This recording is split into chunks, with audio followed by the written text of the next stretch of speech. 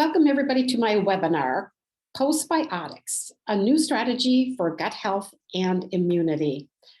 Hello, my name is Joanne Shearer Parkin, and in my 45 plus years as being a dietitian nutritionist, this is a topic that has been important, not only to me for my personal health, but for that of my clients and my patients. I learned early on in my career that life and death begins in the gut.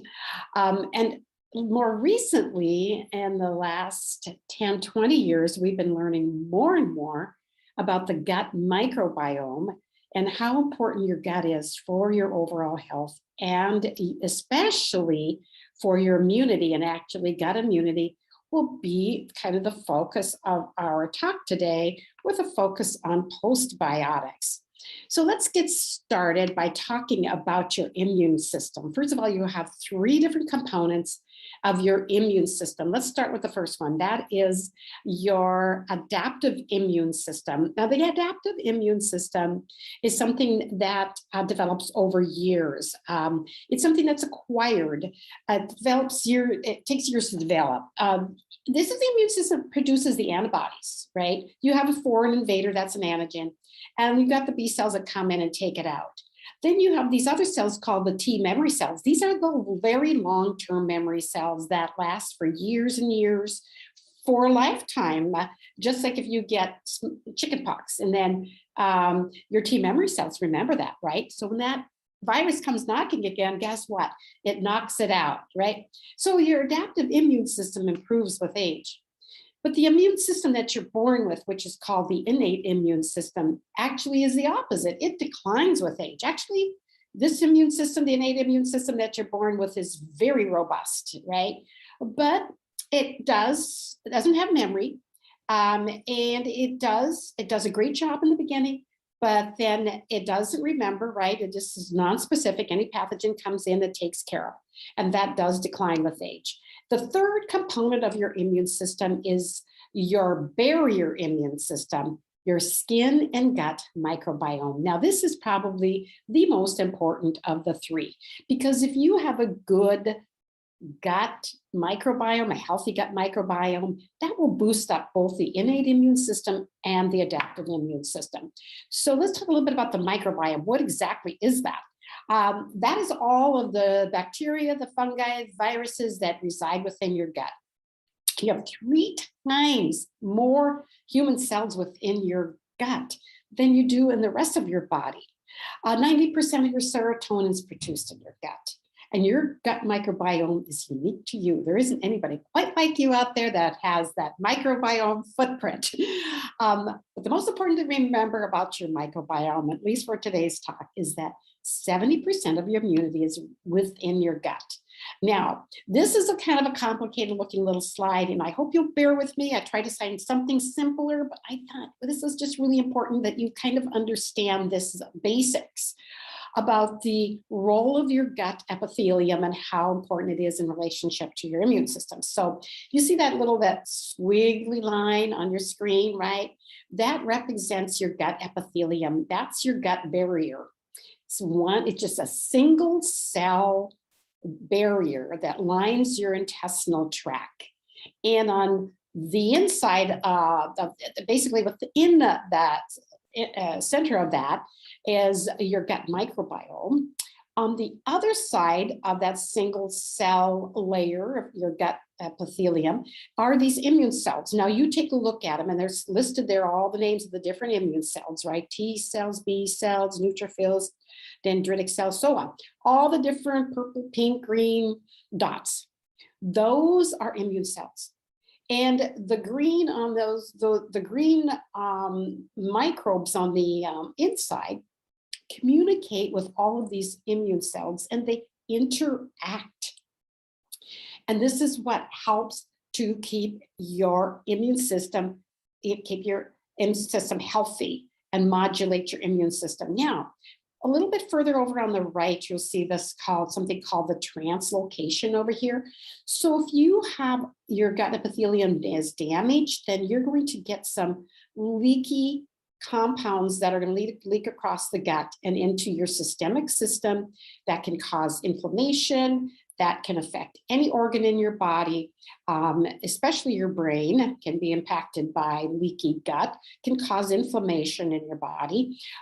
So this is another important role of your epithelium, your gut barrier, is to keep everything you want inside and preventing it from getting into your blood system. So your microbiome is, like I said, so critically important for your overall health. So the foundation to keep for a healthy microbiome is really exercise and a healthy diet. And then you have 3 pillars, and that would be the prebiotics, the probiotics, and today we're going to go into a little more depth on the postbiotics. But let's talk first about a healthy diet. But let's start with what can destroy your gut, what I call the gut busters, right? You know, prescription drugs, particularly antibiotics, are probably, I would say antibiotics, definitely the worst, kind of wipe out your good microbiome. Sugars and artificial sweeteners as well can disrupt your microbiome. Fast foods, devoid of antioxidant nutrients, additives, all kinds of food additives. And in that category, food additives would be herbicides and pesticides that, you know, get residues that are on some of your fruits and vegetables. Glyphosate is one of concern. That's a compound in the pesticide called Roundup. Food sensitivities can really disrupt your microbiome. Important to rule out what foods you might be sensitive to. Stress is another one. So what can you do to be kind to your gut, right? On your nutrition side? Well, first of all, your gut microbes love fiber. And it's particularly a certain kind of fiber called prebiotic fiber. But a wide diversity of fiber will help to produce a wide diversity of your gut microbes, your gut probiotics, we call them, the healthy gut bacteria. So this is just a description of some of the foods that are naturally high in prebiotic fibers that you can add to your diet. Another category of foods that are really good for your gut are fermented foods and beverages. And this is also where you can get some of those postbiotic bioactives as well. So let's talk about the biotic supplements that you can add to your diet, to your healthy diet, you know, that high fiber with all that good diversity of fiber, right? What else can you do? Well, you can add supplements. So there's 3 categories of supplements for your gut. First one let's talk about, which is the probiotics. These are friendly, live microorganisms that you can add to your gut that provide a health benefit. You can take probiotics in pills and powders. And you might say, well, what about yogurt? Isn't that a probiotic? Fermented foods? Yes, to some extent. Often you don't get enough of the probiotic bacteria really for it to really count. That's why, you know, taking a little extra in like I said, in pills and powders can be very helpful, because the probiotics are just like the seeds in your garden. So if you think of your gut as, you know, parallel to your garden, you know, the probiotics will seed your gut with healthy, friendly, live microorganisms. Now, the prebiotics are the fertilizer for the probiotics. Again, I've already talked about that. Undigestible fibers that promote the growth of the probiotics. So you got to get them into the gut, then you have to get them to grow and populate. And the last category, and this is brand new, the research on this is still evolving, and that is on the category of biotics.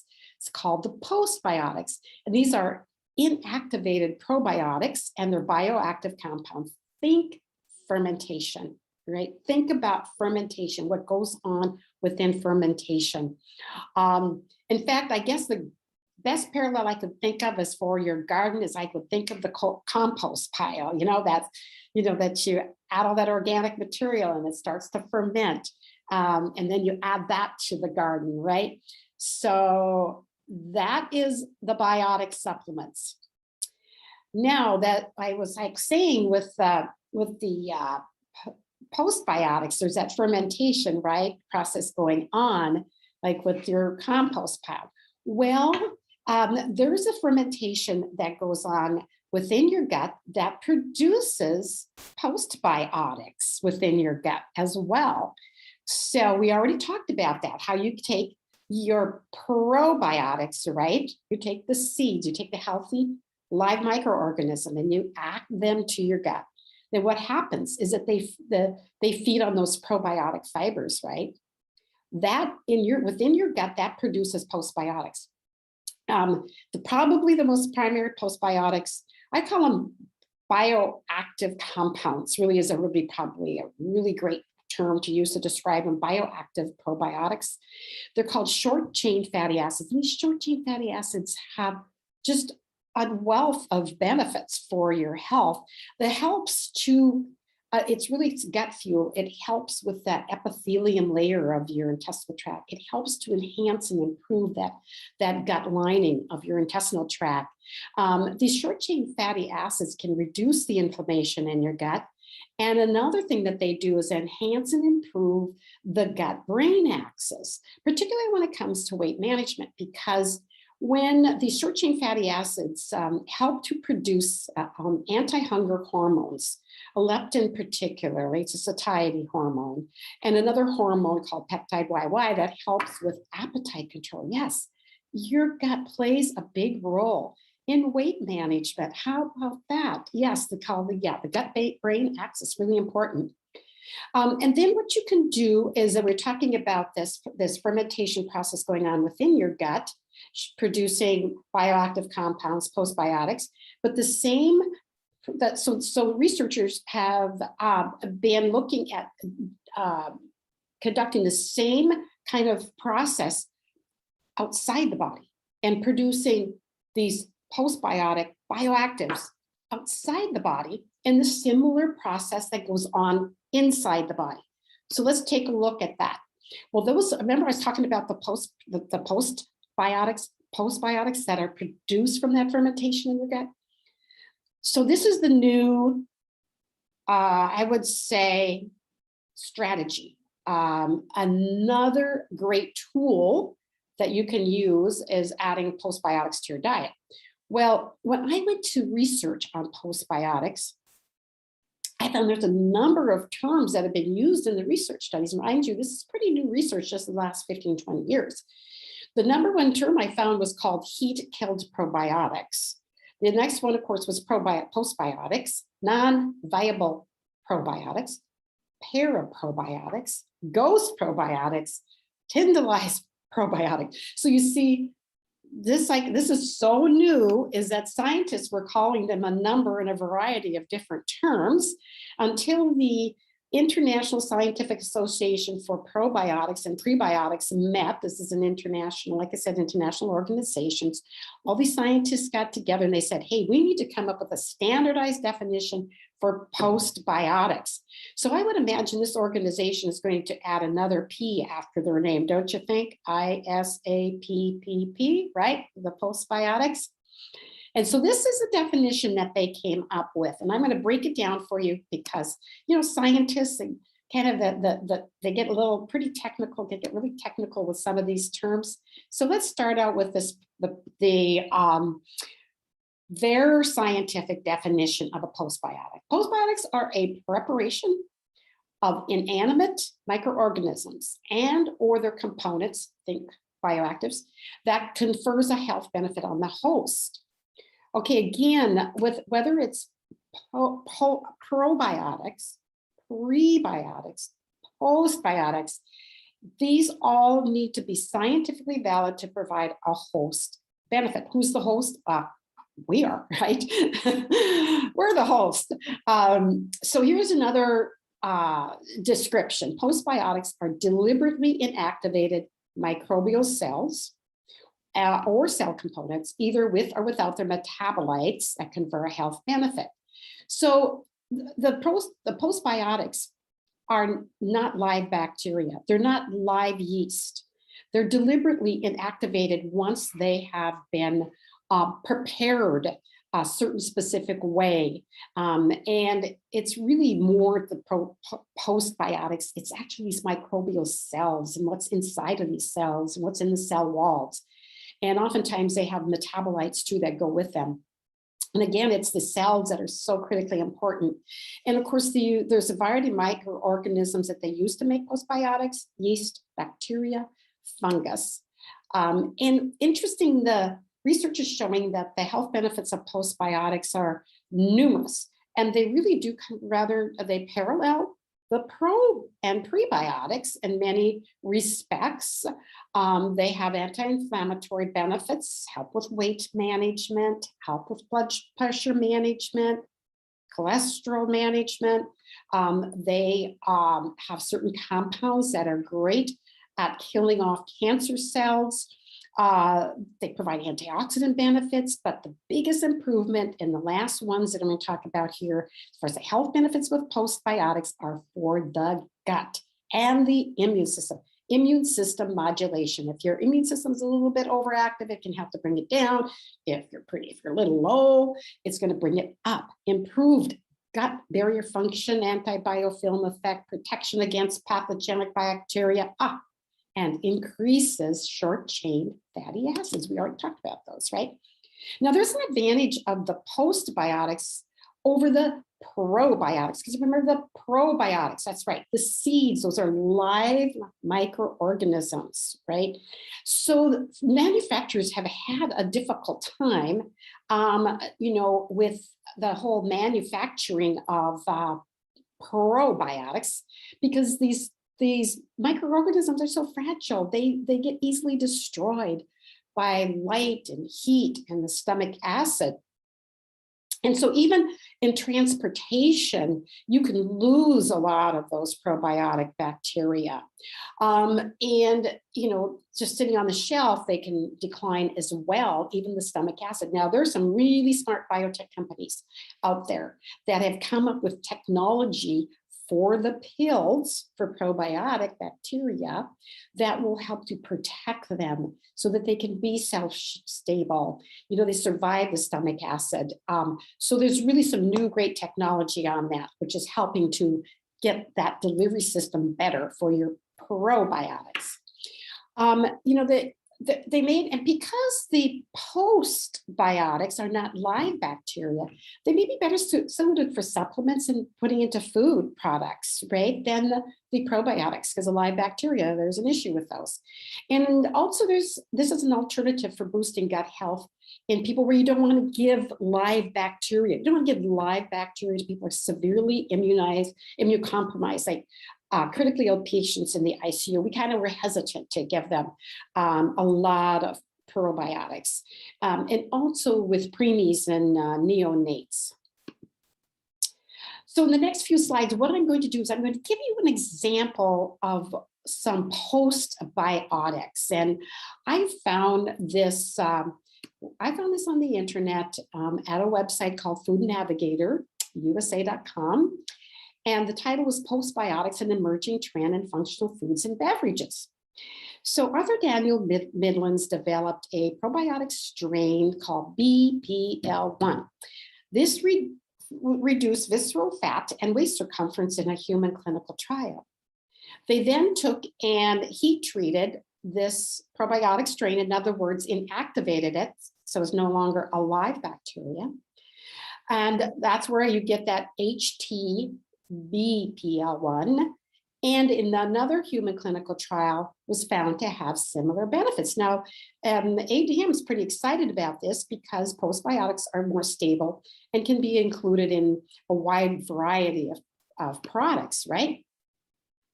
Another study I found, which is just hot off the press from March 2021, and this is where researchers are looking at trying to duplicate the immune-enhancing benefits of breast milk with postbiotics and prebiotics. And in this study with neonates or preemie infants, what they did was that they fed these preemies 3 different experimental formulas. They had a formula with postbiotics and prebiotics, Another formula was prebiotics only. Another formula was just the postbiotics, which they call bioactive compounds. And the reference group was the breastfed infants. And what they were really measuring was the stool secretory IgA levels. Secretory IgA is the most important immunoglobulin within the gut of breastfed newborn infants that are full-term newborn infants that are breastfed. That is the highly protective immunoglobulin antibody within the gut that protects these infants from all kinds of infections and gut problems. So that was what their outcome measurement was. Also studied like the microbiome makeup, basically, of these infants. What were the conclusions? At 4 months of age, the formula containing the combination of the postbiotics and prebiotics brought the microbiota composition and metabolic activity toward that of full-term born breastfed infants. It mimicked the microbiome composition of breast milk. Pretty cool. So you're probably going to be hearing more and more about this type of infant formula.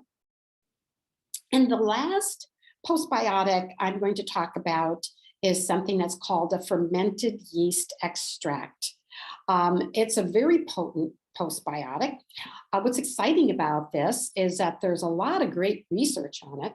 7 preclinical studies and 8 human clinical trials. So interesting backstory on this fermented yeast extract is that it actually started on a farm about 60 years ago, where a farmer noticed that his cattle were so much healthier when he fed them fermented grains. Fermentation, good for cattle too, right? That led him to start a feed company. And after many years, they noted that the employees that worked within the feed company and the manufacturing of these fermented grains rarely were sick, rarely submitted an insurance claim, right? So that led them to develop a product for human consumption that had the same benefits and properties as they were seeing with the cattle. So just how do they develop this fermented yeast extract? Well, they take baker's yeast, Saccharomyces cerevisiae, live microorganisms, grown a proprietary medium. I'm thinking it's got to be some kind of grains, right? A biomass is produced, and then that is dried into a powder. In the process of drying this biomass, the yeast are inactivated, so they're not live. So remember, the definition of a postbiotic is that they are inactivated bacteria, yeast, fungus, whatever, right? That are demonstrated to show a health, and their bioactive constituents that show a health benefit. Okay, so let's talk about why you get such a terrific health benefits, because you're going to see this research on this is really exciting research on this fermented yeast extract. You're not going to want to go a day without it, actually, after you see this. I mean, at least I didn't want to ever go a day without it. I just think of this fermented yeast extract as high octane fuel for your immune system. Yes, yes. And the nutrients and bioactives in this fermented yeast extract are just, there's so much in this. The cell wall components, right, of those yeast microorganisms, we already talked about that, how critically important those were for your immune system. Beta glucans also can modulate that immune system as well. Full complex of B vitamins, polyphenols and sterols. These are the potent antioxidants that you find high in the Mediterranean diet. Phospholipids, stress-induced defense metabolites. There you get those metabolites again, right? Trace minerals, amino acids and peptides, polysaccharides. So you can see it just goes on and on. That's why I'm calling it high octane fuel for your gut and your immune system. So let's talk about the research, some of the research on this fermented yeast extract. Well, this was first study, was an observational study with 12 subjects, and they fed these people a single dose, 500 milligram dose, and then measured certain markers, immune system markers, 2 hours later, found to significantly increase secretory IgA, just like we found, with those infants, right? Those neonate preemie infants, how important that is, right, for your gut health. Increase the activity of natural killer cells and the T cells. Remember, we talked about the T cells. Those are your long-term memory cells, right? So when something comes knocking again, like a virus, it goes up. You can't come in. It's we're going to keep you out. They found a significant increase in antioxidant protections, right? And then a decrease in pro-inflammatory compounds. Awesome benefits for your overall immune system and your health. The next study was conducted during peak allergy season. It was a 12-week trial, human trial, with 96 subjects, and they were, randomized to two different groups. And the subjects consuming the fermented yeast versus the placebo had a significant reduction in their allergy symptoms and nasal congestion, significant reduction of days with nasal congestion, and high secretory salivary IgA levels. Right, there we go. See that secretory IgA again. I've been taking this fermented yeast extract now for several months, and it was the first thing I noticed within 30 days was an improvement in all my allergic symptoms and nasal congestion and the post-nasal drip and all of those symptoms that have been plaguing me since I moved to Arizona 8 years ago. Now, this next study was conducted actually over in Belgium, and it was really a great study. It was 20 pages long. I read every word of it. This was on looking at the benefits of this fermented yeast extract in subjects with reduced bowel movements and had a lot of GI discomfort, right? A lot of bloating, discomfort, all of that that comes with the decrease in bowel movements. So again, it was a human clinical trial. There was you had the fermented yeast extract group and the placebo group. Those that were consuming the fermented yeast had a significant improvement in their GI discomfort, significant improvement in their stool frequency, and it improved their quality of life, right? If you've all been there, right? When you can't poop, it's tough, right? So it also had the modulation of the microbiome through a prebiotic-like effect. It boosted up specific probiotic bacteria within the gut that are associated with normalizing bowel regularity. How cool is that? And then the last two studies I'm going to talk about is some research that was done with both vaccinated and unvaccinated subjects during the cold and flu season. So the first study I'm going to report on was with vaccinated subjects. Again, they just fed the experimental group, took that 500 milligram dose for 12 weeks. And then they monitored their symptoms, and they found a significant reduction in the incidence and the duration of cold and flu symptoms in those subjects taking the fermented yeast extract. And the findings were very, very similar in unvaccinated subjects as well. Similar study design, same number of subjects that were randomized to the two groups, same dosage, 500 milligram per day of the fermented yeast. And again, whether they were vaccinated or unvaccinated, they had a significant reduction in the incidence of cold and flu symptoms, and the duration of symptoms were reduced for 9 of 11, although did not reach statistical significance overall. Okay, so now I hope you learned a little more about postbiotics. These are probiotic bacteria, yeast, fungi that have been inactivated. Once they have gone through a specific process, primarily they'll go through a fermentation process, right? Once it goes through that process, those live bacteria, yeast, they're inactivated. But all the nutrients, all I call the goodies, all of those postbiotic bioactive compounds are retained, right? All the health benefits are retained. So what you're going to do is you're going to see more and more food products and supplements with postbiotics, again, because they don't have quite all the challenges like you do with probiotics, with the live bacteria, right? So would postbiotics even overtake the probiotic market? I don't think so. I think what you're going to see is that researchers, like you saw with the fermented infant formulas, they found that the postbiotics are great, but then when you add the prebiotics, because these were preemie infants, they didn't add the probiotics. But you can see where if you are using all of those strategies, how much it's going to boost up your microbiome and your overall health. And there's going to be more research focusing on the mechanism of the cell wall components, because there's something really, really potent and powerful just with the cells themselves alone. Not even thinking about all the bioactive compounds that they produce, right? So here's another future of postbiotics is that, how about drugs? Postbiotic drugs, yep. I found when I was doing my research, there's a company called Postbiotica. They call themselves a microbiota biopharmaceutical company. Boy, is that a mouthful. And they said they're developing therapeutic solutions based on postbiotics. So in the meantime, I'm taking the fermented yeast extract myself, and I hope that whoever invited you to watch this webinar, that you'll get back to them and try to learn more about that, and